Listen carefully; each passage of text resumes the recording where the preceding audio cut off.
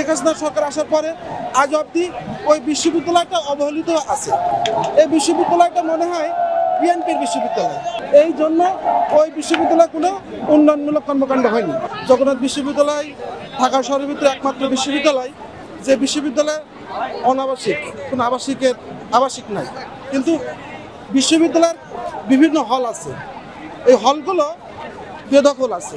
আমাদের ছাত্রদের যে যৌক্তিক যে দাবি, এই দাবিটা হলো যে ওই হলগুলো উদ্ধার করা। অথচ গতকালকে যে প্রশাসন আমাদের ভাই বোনদের উপরে যেভাবে আক্রমণ করেছে, যেভাবে হামলা করেছে, এটা ধিক্কার জানাচ্ছি। আর বেসিক্যালি 2005 সালে জগন্নাথ বিশ্ববিদ্যালয় ঘোষণা করে তৎকালীন প্রধানমন্ত্রী দেশনেত্রী বেগম খালেদা জিয়া।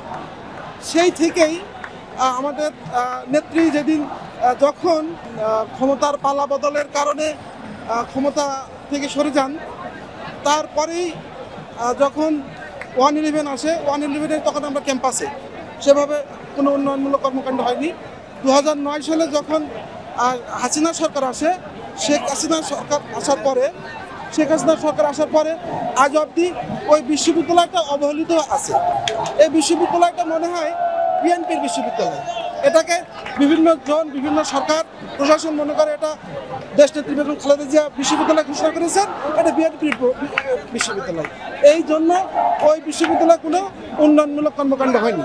আপনারা দেখবেন কিছুদিন আগে আমাদের জগন্নাথ বিশ্ববিদ্যালয়ের দ্বিতীয় ক্যাম্পাস হিসাবে কেরানীগঞ্জে কিছু জমি অধিগ্রহণ করা হয়েছে।